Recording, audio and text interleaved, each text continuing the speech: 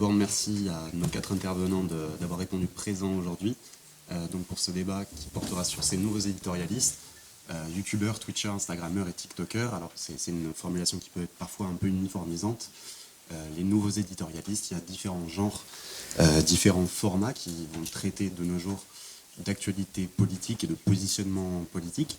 En revanche, tous ces genres-là tranchent avec une forme d'éditorialisme un peu plus classique qui a été introduite par Maria Santos-Sainz à présent. Donc pour mener ce débat, aujourd'hui, on reçoit 3 éditorialistes et un sociologue, 3 éditorialistes qui représentent des genres différents, la télévision, la presse écrite et Internet, et un sociologue des médias qui va pouvoir nous donner un éclairage. Je ne suis pas sociologue. Je suis historien de la presse. Historien. Mince. C'est pas une injure non plus. Ah non, il y a plein d'éminences de sociologues dans la salle, je ne veux pas aller sur leur terrain. Ma première question pour ouvrir ce débat, je vais l'adresser à Ludovic Torbet, qui est présentateur de la chaîne Osons Causer sur YouTube et qui représente aujourd'hui les nouveaux éditorialistes. Vous êtes donc le présentateur de la chaîne Osons Causer, qui agrège près de 400 000 abonnés sur YouTube. Vous avez réalisé des vidéos en collaboration avec Mediapart, avec l'Humanité également. Dans vos vidéos, vous faites de la vulgarisation politique avec les codes de YouTube. Je peux citer quelques titres de vos vidéos pour illustrer ça. Faut-il manger les riches pour sauver le climat? Les 5 pires arnaques de l'électricité privatisée. Vous assumez donc un ton plus léger et humoristique qui tranche avec l'éditorialisme classique, les intervenants qui peuvent être ici présents. Alors aujourd'hui, on vous colle cette étiquette un peu uniformisante de nouvel éditorialiste, mais est-ce que vous, chez Osons Causer, vous vous considérez comme des éditorialistes ? On est des créateurs et créatrices de contenu, c'est comme ça qu'on s'appelle sur Internet, et on n'a pas de rédaction, on n'a pas de collectif dans lequel on s'inscrit. Et du coup, nous, nos vidéos de vulgarisation politique, de décryptage, de vulgarisation de fond parfois, c'est les 2+2 collaborateurs de notre chaîne qui décidons de nos sujets. Alors qu'un éditorialiste, théoriquement, il représente une institution plus grande que lui. Du coup, on pourrait rapprocher notre boulot à nous d'un boulot de chroniqueur. Il y a des chroniqueurs qui, en X minutes, résument un sujet de leur choix ou un sujet choisi de concert avec leur rédaction et le font avec leur ton, avec leurs pattes. Moi, je sais pas, quand on regarde ce que font les humoristes à France Inter, c'est un type de chronique. Quand vous regardez ce que fait Patrick Cohen à C'est à vous, c'est une chronique édito où il fait des topos anglais, parce qu'à chaque fois il y a un angle avec l'actu, et sourcé. Nous, on fait un truc à peu près similaire, selon moi. Il n'y a aucune vidéo que vous verrez où on sort un chiffre ou un argument qui ne soit pas sourcé. Chez nous, vous regardez une vidéo à nous, là par exemple on bosse sur les retraites. Si on vous dit que Macron, sa réforme des retraites, elle se base sur un déficit largement surestimé, parce que derrière ce déficit, il y a une participation de l'État au financement des retraites qui diminue. Tout ça, c'est sourcé par le corps, vous avez les figures, les pages et tout. Et il n'y a aucun argument dans nos vidéos qui n'est pas étayé. Et du coup, ça se rapproche du boulot de certains chroniqueurs et de certaines chroniqueuses. Et du coup, moi, je n'ai pas l'impression de me sentir éditorialiste parce qu'il n'y a pas quelqu'un au-dessus de moi. Par contre, ouais, on est dans la bataille des idées. Et les éditorialistes, où qu'ils soient au Monde, à France Télévisions, à l'Opinion, je ne sais pas quoi, ils sont en train de se battre pour imposer leur vision du monde. Et il n'y a personne qui prend la parole par écrit ou à l'oral sans vouloir influencer l'opinion. Ça, j'y crois pas une seconde. Il ne faut pas se raconter d'histoire sur ce qu'est avoir une parole publique. Avoir une parole publique, c'est se faire mousser soi-même. Les gens qui ont des signatures, qui qu'ils soient, ils sont heureux, fiers de ce qu'ils signent. Et s'ils signent ce qu'ils signent, s'ils disent ce qu'ils disent, c'est parce qu'ils veulent avoir un impact, ils veulent que sa parole se diffuse, ils veulent être crus, ils veulent être suivis. Et du coup, si quelqu'un vous raconte que ce qu'il raconte à France 2 ou au Monde ou je ne sais pas où n'est pas de la bataille politique, il se fout de votre gueule. Et ça, moi, j'en suis certain de chez certains, parce que c'est ce que je fais tous les jours. Et il n'y a aucune vidéo, aucune ligne qu'on écrit et qu'on dit qui n'est pas avec une volonté d'être entendu et donc d'avoir un impact chez les gens. Et après, chacun le fait à sa manière, chacun le fait de son côté de la barricade, on pourrait dire parfois. Mais c'est toujours comme ça que se produit une parole publique. Et du coup, nous, on n'est pas des éditorialistes, on est des chroniqueurs, et on est de notre côté éditorial, qui a un parti pris de toujours sourcer ce qu'on dit et d'essayer de faire au mieux pour représenter l'intérêt général. Voilà. Nathalie Suncrick, vous êtes journaliste pour France Télévisions, vous êtes chef du service politique de France 2 depuis 2012. Vous faites partie des rares représentantes de la profession qui ont eu la chance d'animer un débat d'entre-deux tours. Et Pardon. Excusez-moi. Non, mais j'ai eu de la chance d'y être parce que... Enfin, ça aurait été moins bien dans mon salon, mais dire que c'est un exercice journalistique, c'est quand même un bien grand mot. Mais je vous coupe pas. Soit. Par rapport à ce que vient de dire Ludovic Torbet sur cette prise de parole politique qui est toujours une volonté d'influence, comment est-ce que vous vous situez? Vous avez souvent l'occasion de prendre la parole à des heures de grande écoute. Quand vous vous préparez à faire un édito, est-ce que vous cherchez à avoir une influence sur les personnes qui vont vous écouter? Je cherche pas à avoir une influence. C'est-à-dire, je me suis pas réveillée quand j'étais petite en me disant je veux manipuler ou influencer les gens, tout en sachant pertinemment qu'en fonction de la façon dont je dis les choses, je risque de le faire, avec plusieurs bémols.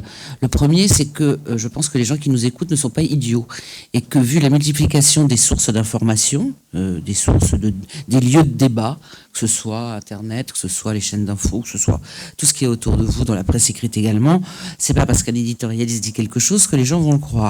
Ça, franchement, de même que les politiques pensent que c'est parce qu'ils passent à la télé ou qu'ils ont une grande notoriété que ça va marcher pour eux, il y a une différence entre la notoriété et la crédibilité.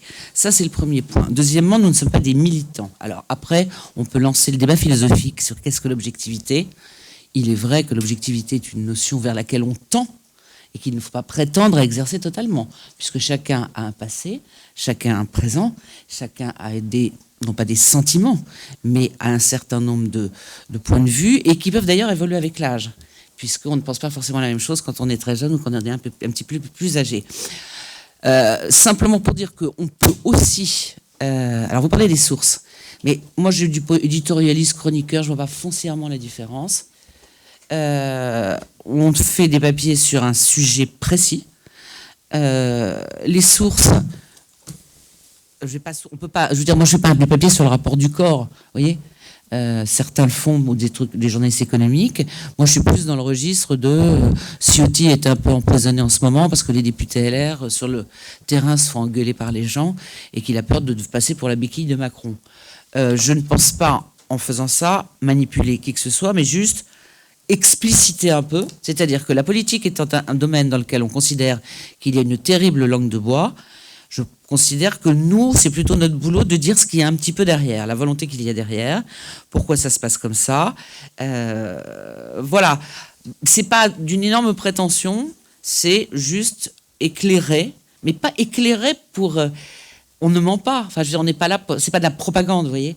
Il y a peut-être des gens qui l'ont fait, mais je crois qu'aujourd'hui, la propagande ne marcherait plus, parce que si on dit d'où on vient, et si on dit d'où on parle, et si on est relativement clair, et si les gens vous suivent sur le long terme, si vous racontez n'importe quoi, ou plus exactement, si vous manipulez, et si vous faites des éditos ou des chroniques systématiquement orientées, en gros, en étant le perroquet de Macron, l'opposant systématique à je sais pas qui, et que vous ne les faites pas à peu près équitablement, je ne dis pas objectivement toujours une fois, parce qu'on tend vers l'objectivité, on n'est pas sûr, loin de là, de pouvoir l'atteindre. Je pense que les gens s'en rendront compte. Et qu'au bout d'un moment, ils diront, bon, ça va, là, putain. On sait très bien, un tel estampillé à droite, à gauche, voilà. Donc, et après, je reconnais tout à fait que ça peut sembler compliqué, que, en plus, il y a un défaut de perception, c'est-à-dire que si on dit, à l'issue d'une émission de Marine Le Pen, qu'on a l'impression qu'elle a réussi sa dédiabolisation, ça ne veut pas dire qu'on est content et qu'on la trouve bien. C'est un décryptage, donc quelquefois c'est assez difficile que la perception par les téléspectateurs ou les auditeurs soit, non pas on dit qu'elle est bien, mais on explique et on croit comprendre ce qui s'est passé. Voilà, donc moi je dirais plus que c'est une vocation d'explication, mais pas une espèce d'envie d'être le maître du monde. Je veux dire, on n'est pas des agents d'influence. Voilà. Mais vous parlez de l'objectivité, vous revendiquez donc de l'objectivité. Je me revendique, je pense, je me revendique, je dis on n'est pas là, on n'est pas des militants. Voilà. Il y a une différence entre les militants, c'est-à-dire quelqu'un qui cache un certain nombre d'informations. En gros, le militant, c'est quelqu'un pour qui parfois la fin justifie les moyens, c'est-à-dire mettre sous le tapis un certain nombre d'infos, en ressortir d'autres, angler, orienter, dire un certain nombre de choses. Je pense qu'on ne se... En tout cas, moi, j'ai l'impression, mais une fois de plus, ça a l'air d'être ramenard si on le dit, de ne pas m'être privé de dire, y compris de façon vulgaire, que c'était mal barré pour Sarko avec toutes les affaires qu'il avait. Faire des papiers sur Hollande assez désagréable en disant que ça, il allait aller dans le mur et que pour le coup, là, c'était plus possible. Et d'avoir fait des choses sur Macron aussi en disant que va falloir qu'il revoie sa communication. Bon, même chose sur Le Pen, même chose sur Mélenchon. Voilà, alors je ne me revendique pas, je dis simplement, il y a forcément une part personnelle, parce qu'autrement vous faites de la soupe, je m'explique. Si vous dites Mélenchon a dit ça, Marine Le Pen a dit ça, Macron a dit ça, c'est de la paraphrase de ce qu'ils ont dit, c'est pas très intéressant. On essaie de faire juste le petit saut supplémentaire qui relève du décryptage et d'une mise en perspective. Parfois on réussit, parfois on réussit pas. Voilà, c'est pas plus prétentieux que ça, et franchement je ne suis pas persuadée que nous ayons l'influence dont on nous crédite. Alexis Lévrier, sur ce propos, donc vous n'êtes pas sociologue, vous êtes historien des médias, pardon pour cette imprécision. Vous avez écrit en 2021 et publié Jupiter et Mercure aux éditions des Petits Matins, avec ce sous-titre, Le pouvoir présidentiel face à la presse.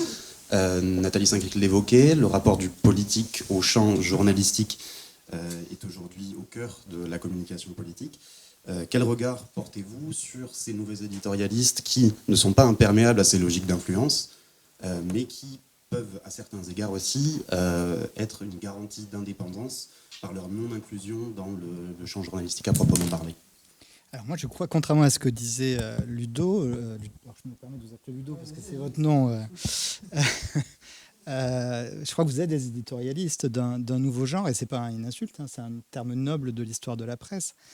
Et vous faites un travail qui est assez proche des éditorialistes classiques. Simplement, vous le faites sur des formats qui sont nouveaux, avec des codes que vous maîtrisez. Et c'est sans doute la raison pour laquelle, justement, les médias traditionnels, l'UMA ou Mediapart pour Usul, vont vous solliciter. C'est que vous maîtrisez ces codes, vous avez l'art de rendre ludique des questions complexes. Il y a un vrai talent derrière ça. Et un vrai savoir-faire que n'ont pas les éditorialistes classiques, et une capacité donc à parler à ces nouveaux publics. Et par ailleurs, comme vous n'êtes pas lié aux médias traditionnels, je crois que l'une des singularités de votre activité, et ce qui la rend tout à fait intéressante et parfaitement légitime, c'est que vous faites la critique des médias. Et une critique souvent très poussée, qui peut être radicale. Et on sait qu'il est très difficile de porter un discours radicalement critique à l'égard des médias à l'intérieur des médias traditionnels, notamment des médias audiovisuels. C'est l'histoire d'Arrêt sur Image qui a fini par disparaître en 2007 dans des conditions justement d'intervention du pouvoir politique. Donc il est beaucoup plus facile de faire cette critique des médias à l'extérieur de ces médias, et je crois qu'il y a un besoin de vitalité démocratique, de renouvellement du discours des éditorialistes, parce que pour moi c'est vraiment, ça relève de l'éditorial. Et ce que vous partagez aussi avec les éditorialistes classiques, c'est que vous pratiquez en fait un journalisme de commentaires.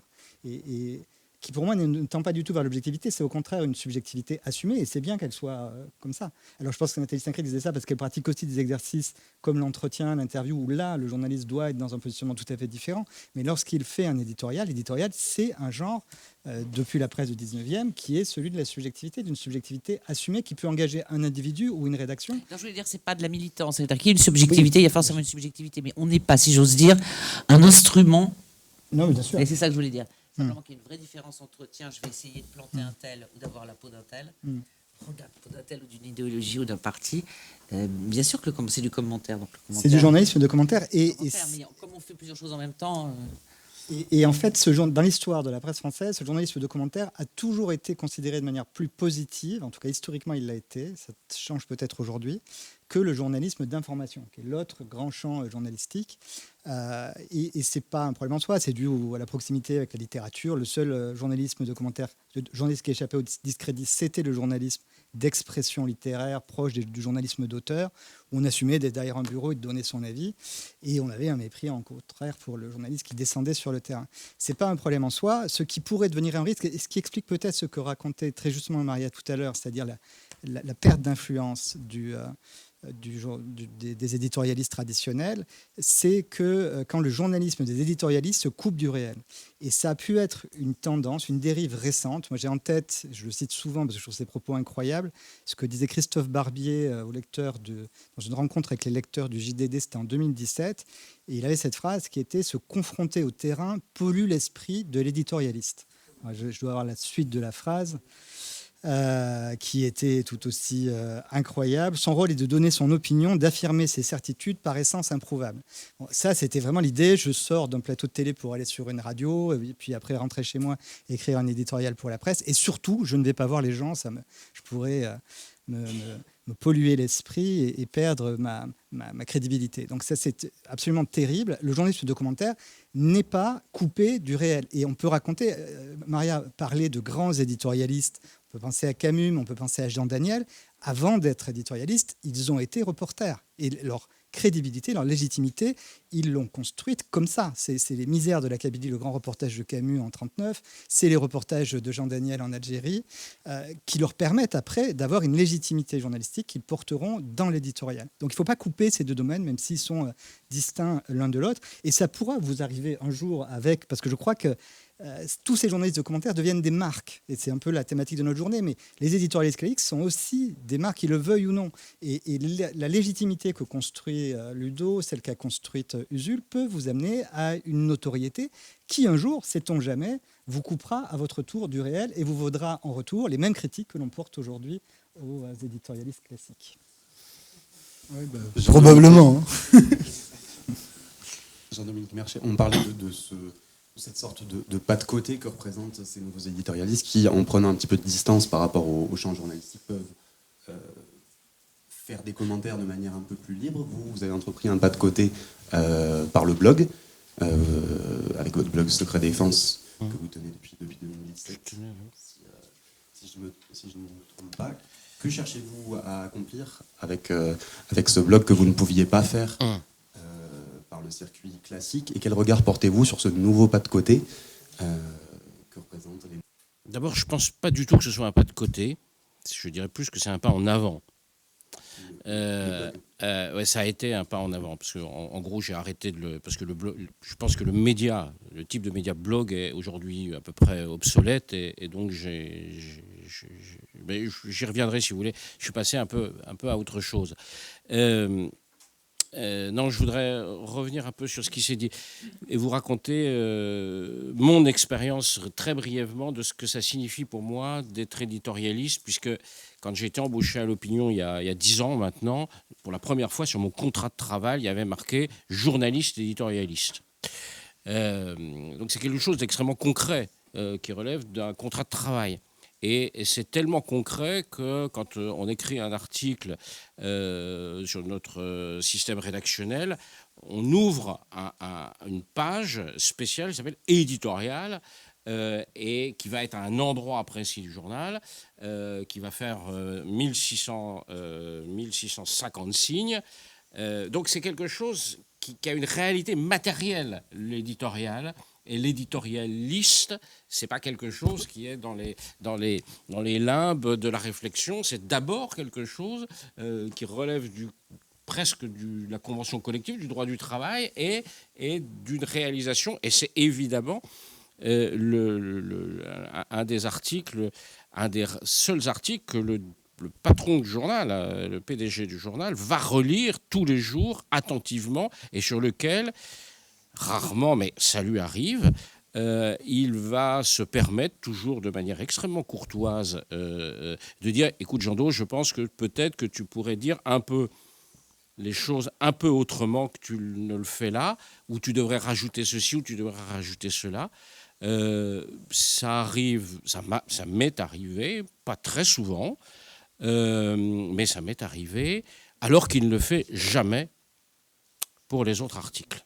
Même les articles qui font la une du journal, il ne le fait pas. Pourquoi ? Parce que, je poursuis, pourquoi ? Parce que cet espace très particulier, cette fonction très particulière, n'exprime pas le point de vue de Jean-Dominique Merchet, mais exprime le point de vue de l'opinion de mon journal, d'un collectif qui a des actionnaires, qui a des salariés, qui a une identité, exprime le point de vue d'un collectif au travers de mon nom. Donc c'est une fonction très particulière. Et comme on le disait, on n'y arrive pas comme ça. On n'embauche pas un jeune journaliste pour être éditorialiste. J'ai 63 ans, j'ai commencé à être éditorialiste, j'en avais 53. Et j'ai en fait réellement fait des éditoriaux 2 ou 3 ans, peut-être même un peu plus, 3-4 ans après avoir été embauché à l'Opinion. Donc j'ai commencé à être éditorialiste, je devais avoir 55 ans. Et j'avais déjà plus de 3 décennies d'expérience professionnelle derrière moi. Bon, donc tout ça, c'est pour vous dire la matérialité de la chose. Et si on arrive un jour qu'un patron de presse nous dit « bon, tu seras éditorialiste, je t'embauche comme éditorialiste », c'est parce qu'on a fait, comme Alexis nous l'expliquait avant, je pense qu'on a dû faire ses preuves avant. Et on a fait ses preuves non pas dans le commentaire, non pas dans l'opinion, mais dans l'information, dans la production d'informations. Et donc, ça ne veut pas dire qu'on est meilleur que d'autres. Par exemple, il y a d'autres fonctions de grand reporter, par exemple. On ne commence pas comme grand reporter. On peut commencer comme reporter, mais pas comme grand reporter. On peut être rédacteur en chef, mais on peut aussi être éditorialiste. Ce sont des voies de promotion différentes dans la profession. Voilà. Donc, je voulais insister sur ce côté extrêmement concret de ce que ça veut dire. Alors, après, j'imagine que vous en avez parlé dans la journée.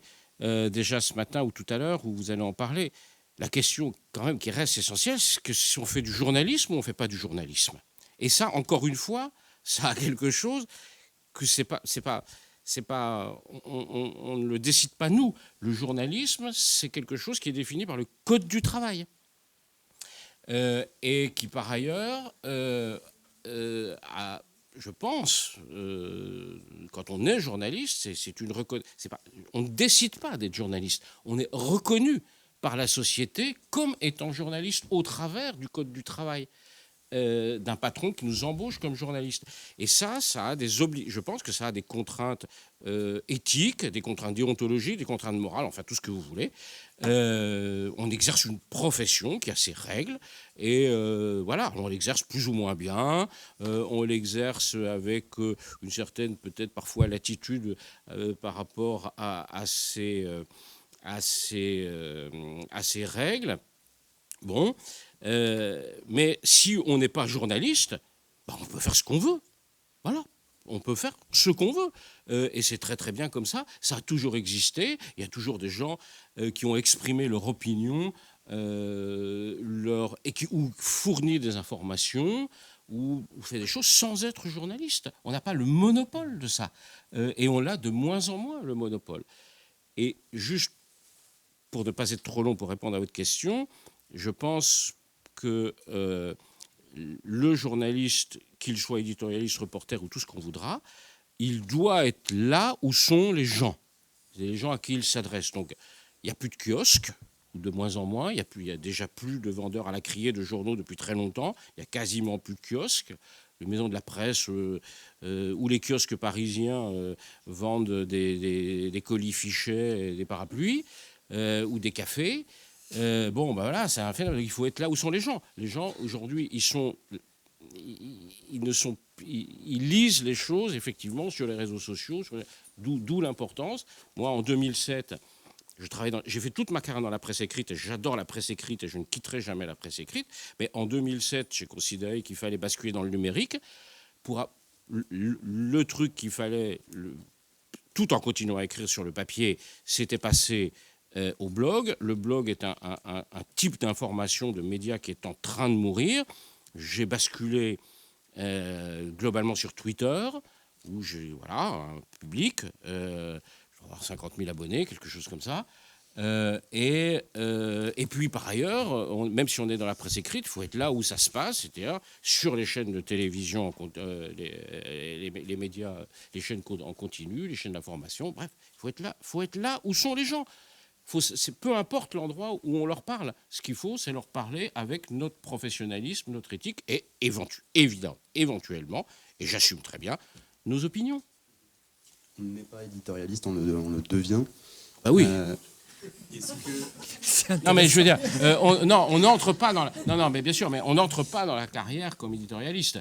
Et c'est même c'est une reconnaissance. Voilà.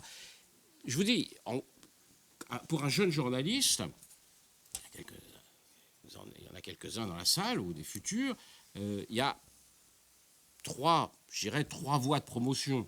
Une fois qu'on a commencé les premières années, il y a le reportage, donc on devient un grand reporter, une star du grand reportage. Bon, voilà, vous avez tous des noms en tête. On est aspiré par la hiérarchie et on devient rédacteur en chef, directeur de la rédaction. On crée des journaux. Voilà, c'est une fonction extrêmement intéressante. Ou alors, on devient, oui, plutôt des éditorialistes, des journaux. Et je pense qu'on y reviendra. Parce que moi, je suis plus, d'une certaine manière, un journaliste expert qu'un journaliste éditorialiste. Mais c'est une autre question, ça. Vous parlez d'une progression au sein de structures de médias relativement hiérarchisées. Aujourd'hui, justement, les youtubeurs, twitchers, instagrammeurs, tiktokers, qui se revendiquent d'une certaine forme d'éditorialisme, c'est-à-dire qu'ils n'ont pas de contrat de travail dans votre logique. Pour vous, ce n'est donc pas des éditorialistes à proprement parler. Si on considère que l'éditorialisme est une forme de journalisme, non. Voilà. Mais si on considère que l'éditorial est une forme de journalisme, non. Ils expriment des opinions, ils donnent des informations. Voilà. Mais encore une fois, c'est pas moi qui en décide de ça. Franchement, c'est le code du travail, c'est la législation française. On est journaliste, on n'est pas journaliste. Mais ça ne veut pas dire que les autres n'ont pas une légitimité. Mais c'est simplement pas la même chose. Ça dépend où tu traces les limites, parce que tu vois, il y a des gens sur Instagram, TikTok, Twitch, YouTube qui font un travail d'information extrêmement rigoureux, où il n'y a aucune différence notable avec n'importe quel journaliste qui bosse sur des sources secondaires et qui les source. Et il y en a d'autres qui font autre chose, qui font du commentaire, qui font de l'édito, au sens où ils rigolent, ils s'amusent, ils mettent en musique leur opinion et l'actualité. Mais tu as un peu de tout. Et par rapport à ce que toi tu décrivais comme ta fonction d'éditorialiste, tu vois qu'il y a une proximité avec le pouvoir, avec les réseaux centraux de pouvoir. Toi, tu as parlé des directeurs de rédaction, enfin de ton PDG, ou je ne sais pas comment ça s'appelle, mais dans les médias traditionnels, on voit bien que les grandes signatures qui ont été nommées avant dans la conférence de Maria, les grandes signatures, c'est des gens qui sont proches du pouvoir. Nathalie, vous avez connu je sais pas combien de présidents. Tu vois, non mais tu vois le truc, vous voyez la proximité. Ouais, mais c'est d'abord une question. Je veux dire, ça, c'est quelque chose que pour le moment sont très très très très très loin d'avoir tous les nouvelles figures d'information, qu'elles soient rigoureusement montrées ou d'opinion sur Internet. Il y a un éloignement pour l'instant des réseaux de pouvoir qui est infiniment plus important. Écoute, moi j'ai eu deux grands, pour te répondre, moi j'ai 40 ans de métier, j'ai eu deux grands patrons. J'ai aujourd'hui deux patrons de presse, des journalistes, de grands journalistes, des gens qui ont créé des journaux, qui font du journalisme. Aujourd'hui Nicolas Bétou, et pendant 20 ans, donc 10 ans, plus 20 ans, Serge July.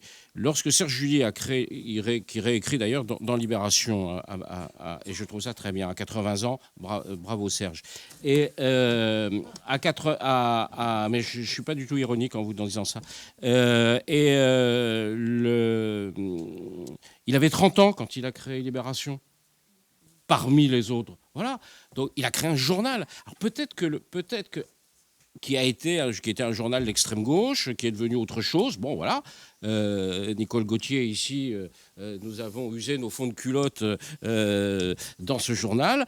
Bon, surtout les miennes. Peut-être que la forme journal qu'on a connue il y a 50 ans lorsque Serge July créait un journal dans une optique révolutionnaire beaucoup plus radicale que ce qu'on peut voir aujourd'hui, sans doute, mais c'était une autre époque. Peut-être que cette forme est morte, mais inventer autre chose, mais ce dont je ne suis pas maître, c'est la législation française. Les journaux ont des statuts. Les gens qui travaillent dans les journaux ont des statuts. Et ce n'est pas moi qui en décide de ça. C'est tous, nous, ensemble, les citoyens français. Alexis Briet, vous vouliez réagir? Oui, et sur ce reproche, je me demandais à quel moment le mot connivence allait être prononcé et la proximité avec le pouvoir. Ben, surtout vu le fameux off dont Maria a un petit peu parlé et dont toute la presse bruisse et auquel participait Nathalie. Ce qui est sûr, c'est que dans la perte de prestige des éditorialistes, c'est un symptôme, parce que le off, c'est pas du tout récent. Et cette pratique est désormais critiquée par une partie de la presse et on y voit une forme d'entre-soi. Je voudrais rappeler une chose, c'est que c'est Beuve-Méry qui dit que le journalisme, c'est le contact et la distance. Et les éditorialistes, s'ils ne fréquentent pas le pouvoir, ils n'ont pas des informations qui sont nécessaires à la pratique de leur métier. Et les mêmes lecteurs qui le reprochent d'être connivants diront qu'ils sont mal informés s'ils se privent de la fréquentation du pouvoir. Ce qu'on peut reprocher à l'exercice qui a eu lieu donc à l'Élysée la semaine dernière, c'est d'une part, visiblement, c'est venu annuler les vœux à la presse qui étaient prévus, qui est comme un exercice démocratique assez transparent. Et d'autre part, qu'à mon avis, c'est une faute de communication d'Emmanuel Macron, plus que des éditorialistes qui sont allés, parce que vu la pratique du off sous ce quinquennat, en plus, ils n'avaient pas trop de choix. Si on n'y allait pas, ils risquaient d'être privés du suivi de l'Élysée. Et je crois qu'inviter 10 personnes, en leur demandant de respecter à tout prix le off, ça voulait dire que les mêmes phrases allaient paraître dans tous ces médias, entre guillemets, mais sans pouvoir être attribué au président lui-même. Et l'hypocrisie, l'artificialité du procédé était tellement évidente que d'autres médias, surtout dans une période de contestation sociale, allaient sortir l'info. Mais il n'y a pas en soi de connivence dans le fait d'aller à l'Élysée parce que le président a décidé qu'il allait vous parler. Je pense que cet exercice, il est pratiqué ailleurs, on peut en améliorer les règles, et c'est là qu'on peut y voir une perte d'influence éditorialiste. Il est de plus en plus critiqué par les journalistes eux-mêmes. Il y a un excellent papier dans Le Monde, une enquête d'Ivan Trippenbach, Claire Gatinois et Mathieu Goard, je crois, fin décembre, qui dénonçait la pratique du off sous ce quinquennat, de plus en plus brutale, parce que vraiment, les journalistes sont sommés, menacés de perdre tout accès à l'Élysée s'ils craquent le off, et où on peut même les enregistrer. C'était la chute eux n'ont pas le droit d'enregistrer, mais on peut les enregistrer en train de communiquer avec le chef de l'État ou l'exécutif, ce qui est un paradoxe assez incroyable. Et c'est là qu'est le problème, c'est que cette pratique est dénoncée désormais par une partie de la presse. Elle demeurera, elle continuera à exister. Et je rappellerai que le président lui-même était arrivé en 2017 en disant qu'il ne voulait plus de cela. Il appelait ça les relations poisseuses entre presse et pouvoir, les propos d'antichambre, disait-il. Et il avait même dit, par opposition donc avec la proximité entre son prédécesseur et la presse, je ne ferai pas des journalistes mes confesseurs. Il est vite revenu en arrière dès l'année suivante, en fait, dès les Gilets jaunes. Donc c'est la preuve que la proximité, les rapports de fréquentation réciproque entre les journalistes politiques et le pouvoir sont consubstantiels à cette activité. Et ce n'est pas systématiquement une connivence. Mais ça te crée quand même une séparation entre les élus et les proscrits. Et ça, par construction, ça crée une connivence. C'est que c'est pas n'importe qui est élu et c'est pas n'importe qui est à l'écart. Attends, je comprends pas ce que tu veux dire. À l'écart de quoi ? Je veux dire, si le déjeuner, il invite 10 personnes et que parmi les 10, il y a X choisis, dont vous, c'est parce que ça définit directement par construction certains élus et d'autres tenus à l'écart. Et ça, par construction, ça crée une connivence par rapport à tous les autres éditorialistes politiques. Je vais quand même répondre, parce que comme je suis mise en cause, il n'y a pas de raison. Alors, premièrement, tous les présidents de la République ont fait ça. C'est pas parce qu'ils l'ont fait tous que ça c'est bien, mais enfin, ils l'ont fait tous. Et pas que les présidents de la République. On déjeune tous. Il y a même des groupes de déjeuner de journalistes politiques avec Jean-Luc Mélenchon, Philippe Martinez, Laurent Berger, Éric Ciotti. Non, avec des gens qui exercent la politique. Non, mais exercer le pouvoir, c'est pas exercer la politique. Éric Ciotti. Jean-Luc Mélenchon n'exerce pas le pouvoir. Je veux dire, on a un terrain, on est journaliste politique. Donc on fréquente les gens et qui peuvent nous donner des informations sur la matière qu'on traite. C'est comme si vous me disiez, puisque vous m'avez voué alors que je vous ai tutoyé, donc je rétablis l'équilibre. C'est comme si vous étiez journaliste sportif et que vous ne sachiez pas qui est Didier Deschamps, que vous ne parliez jamais avec lui, que vous ne soyez pas foutu de dire qu'entre Mbappé et Neymar, voilà. Ou alors que sur le Tour de France, il y a du dopage parce que vous l'avez suivi. Donc nous, on a une matière.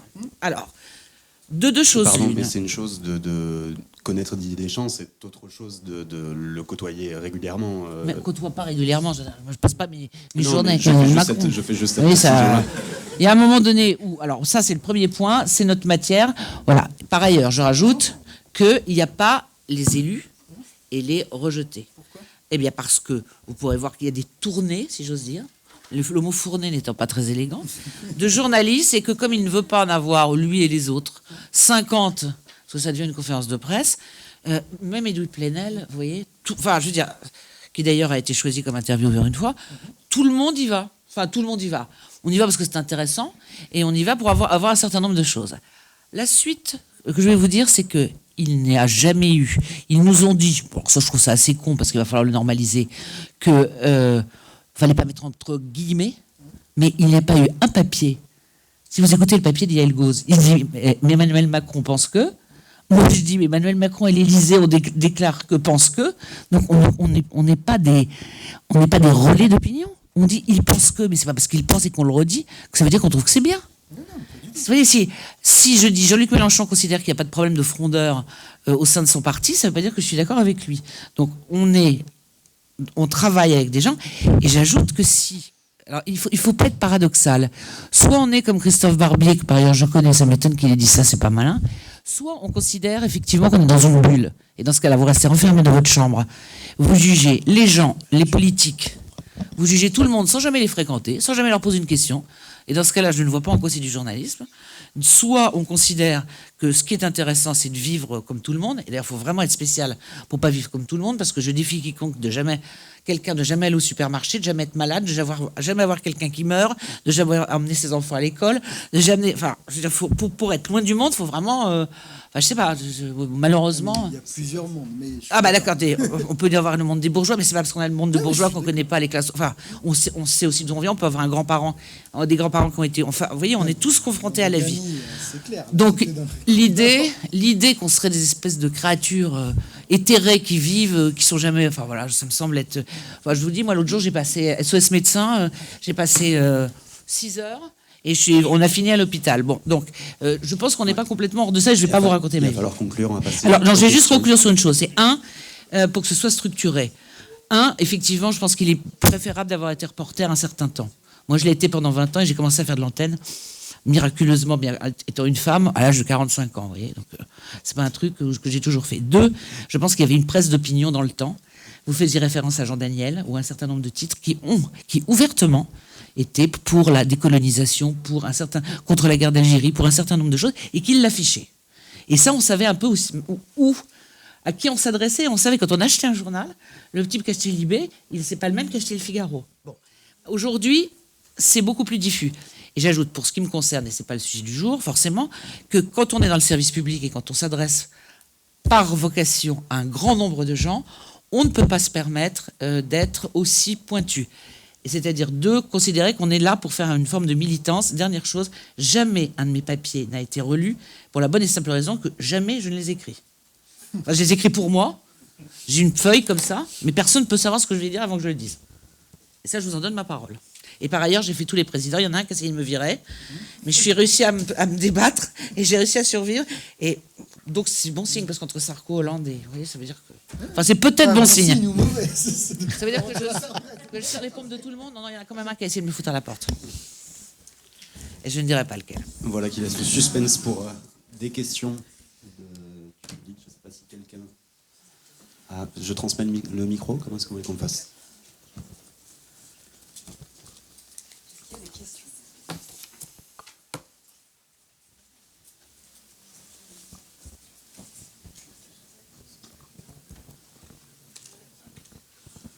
Oui, ça marche, oui. Je me présente, Christian Doriac. Je suis journaliste depuis 50 ans cette année. En vous écoutant, j'avais le sentiment que le travail d'éditorialiste, non seulement n'avait plus beaucoup d'intérêt, mais surtout qu'il était repoussé par les lecteurs et même par les directeurs de journaux, puisque quelques amis qui dirigent des quotidiens régionaux me disent qu'ils ne mettent plus l'éditorial sur la première page, et que dans les études de lecteurs, ce qui les sociologues pourront confirmer ou infirmer, l'éditorial arrive, je crois, en 16e ou 17e position de l'intérêt qu'on porte au journal. Donc la question que je vous pose, c'est est-ce que vous n'avez pas l'impression que c'est un travail terminé. Nathalie Saint-Cric disait tout à l'heure, il n'y a plus de grande cause à défendre, encore que ça peut se discuter. Non, je n'ai pas dit il n'y a plus Oui, de grande non, cause mais à tu défendre. disais le Jean Daniel était contre la guerre d'Algérie. Je dis que les journaux étaient ouvertement dans un combat. Un tel soutenait le sergent Schreiber, un tel faisait ci, un tel faisait ça. Donc il y avait du journalisme qui était d'opinion et c'est formidable. Et je dis qu'aujourd'hui, on a tendance à... On sait les tendances plutôt plus à droite, plutôt plus à gauche, hein, mais c'est pas aussi ouvertement affiché. Donc je reprends ma question, le fil de ma question, pardon. Est-ce que le travail qui est intéressant pour les lecteurs aujourd'hui, et l'un d'entre vous, je ne me souviens plus lequel le définissait, ça n'est pas quelqu'un qui donne des éléments pour comprendre une situation, sachant que les lecteurs, effectivement, sont beaucoup plus cultivés, informés qu'ils ne pouvaient l'être il y a quelques décennies. Et est-ce que le travail d'éditorialiste, ça ne consiste pas à ça, à donner des clés pour comprendre, plutôt qu'à donner son avis, dont aujourd'hui à peu près tout le monde se fout? Ouais, je peux répondre. Je suis assez d'accord avec ça. Voilà. Je pense que la forme éditoriale est une forme ancienne, un peu obsolète, et je ne suis pas sûr qu'on ne pourrait pas s'en passer. Voilà. En revanche, je crois que le journalisme d'opinion, c'est-à-dire un journalisme qui assume, il est très vivant aujourd'hui. Voilà, il suffit de... Et dans un pays pluraliste, et donc c'est très bien, je veux dire, Mediapart, c'est pas le Figaro Vox, et c'est très bien comme ça. Et c'est très très bien comme ça. Chacun va là où il a envie de lire ce qu'il veut. Et puis... Mais, encore une fois, effectivement, c'est important ce que vous venez de dire, c'est on doit donner, je crois que j'avais noté ça comme petit... je pense que l'éditorial réussi, c'est pas l'éditorial qui dit ça c'est bien, ça c'est mal, ça super. C'est quelque chose qui donne à réfléchir, qui incite les gens à réfléchir, à sortir de leur confort intellectuel, et à se poser des questions, à se dire ah ouais, ben c'est un petit peu plus compliqué que ce que je ne pensais jusqu'à présent. Donc on peut être à rebrousse-poil, et souvent à rebrousse-poil par rapport à ses propres lecteurs, parce que bon, faire un éditorial qui caresse ses lecteurs dans le sens du poil, rien de plus facile, rien de plus démagogique, et au fond, rien de moins intéressant. Enfin, rien de moins inintéressant.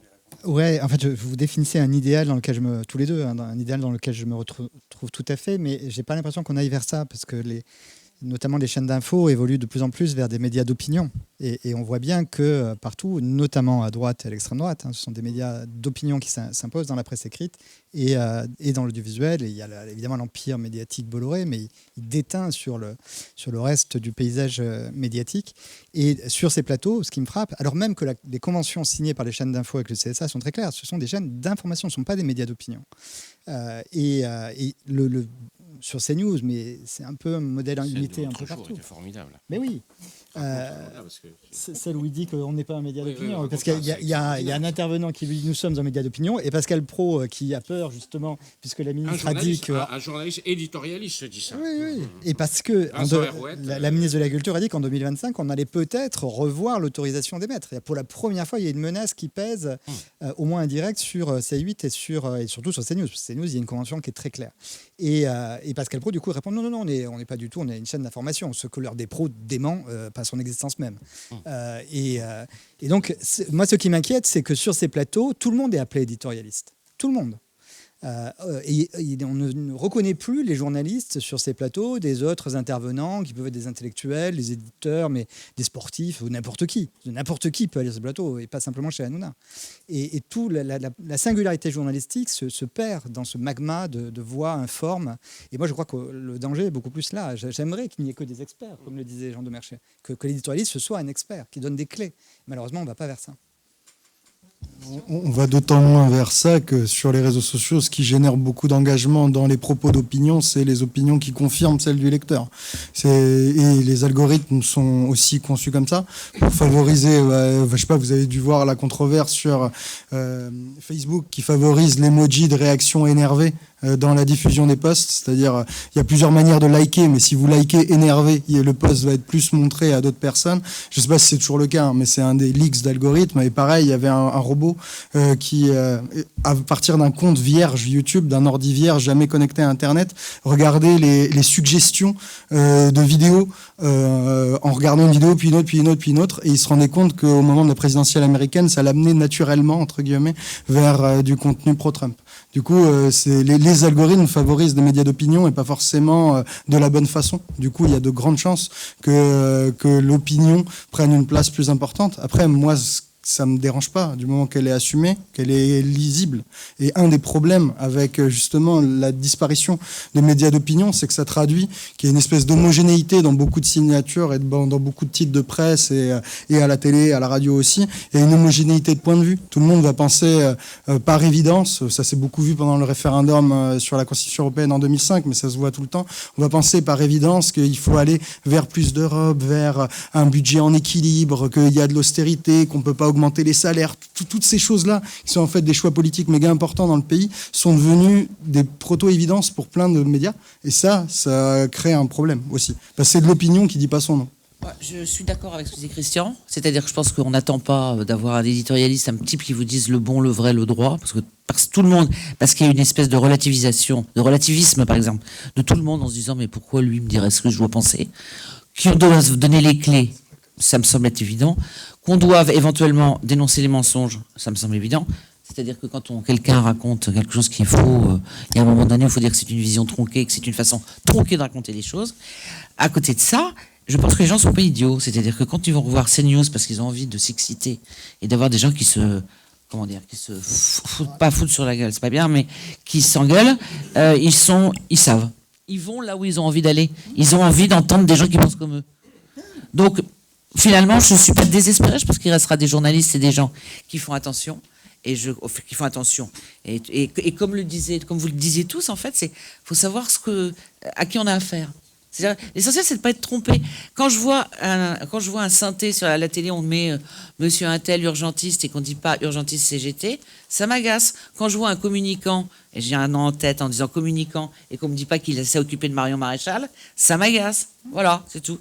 Donc nous, on fait notre boulot comme on peut, mais il est évident qu'on ne va pas aller commencer à dire la vérité. Je ne voudrais pas des curés, on n'est vraiment pas fait pour ça.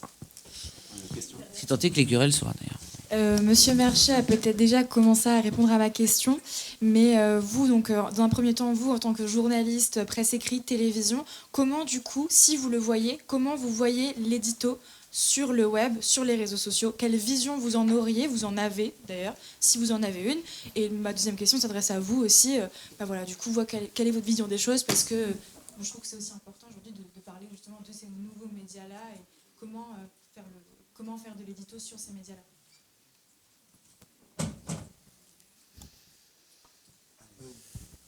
Je commence, ok. Moi, j'aime bien ce que fait la journaliste de Blas, Salomé Saké.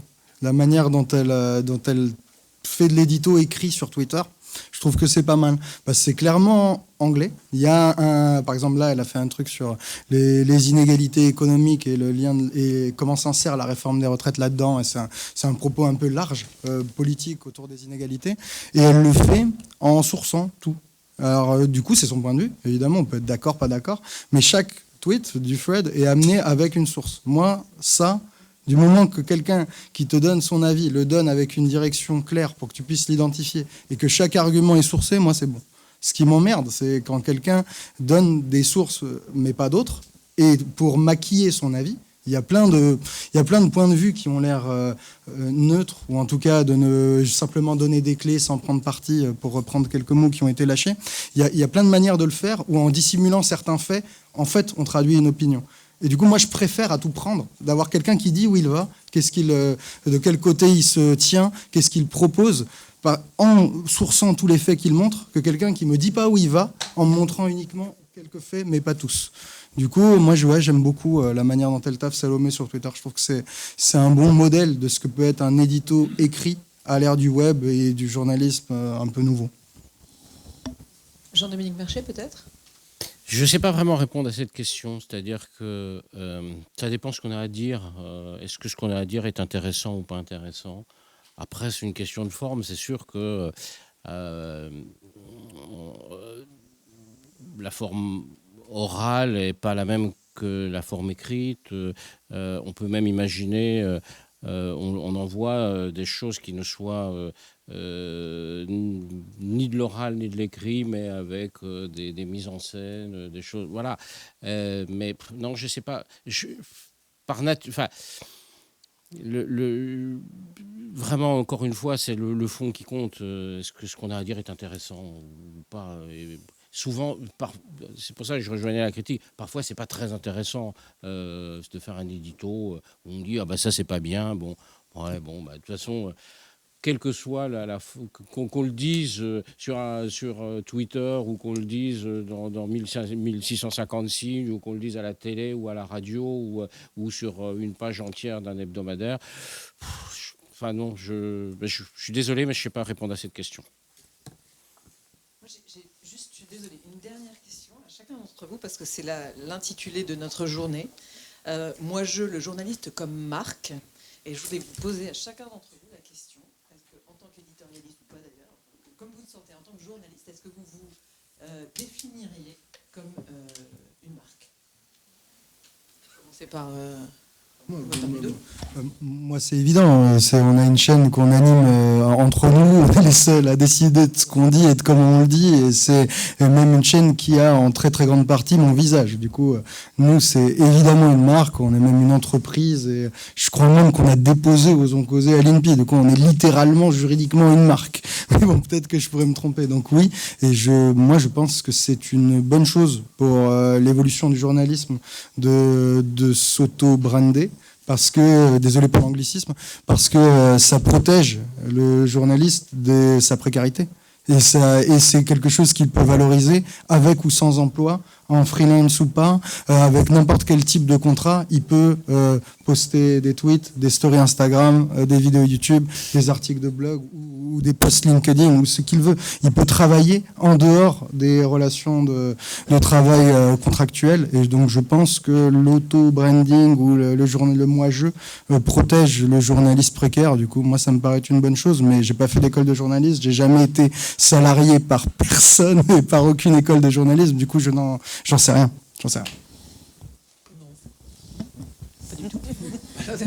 La question...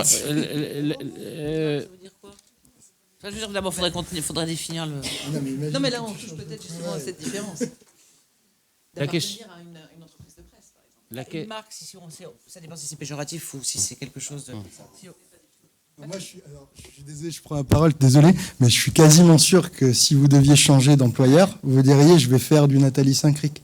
Et formuler ça comme ça, c'est s'auto-percevoir comme marque. Je comprends pas, je ne pense pas avoir des spécificités telles que je ne puisse m'auto-brander, comme vous dites, comme Pascal Praud ou comme Catherine Ney, ou que voilà, honnêtement, je pense que je suis vraiment en dessous de tout ça et je fais juste à peu près les choses, non pas qu'on me demande, mais si j'ai envie de les faire, c'est tout. Donc une marque, j'essaie de faire à peu près mon boulot correctement, mais j'ai pas de je ne crois pas avoir de spécificité.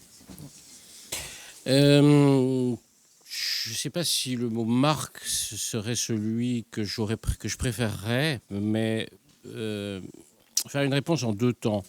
Serge July, dont je parlais tout à l'heure, avait coutume de dire qu'il n'y a pas de grands journalistes, il n'y a que de grands journaux. Et pourtant, il est un grand journaliste. Donc, il existe par lui-même.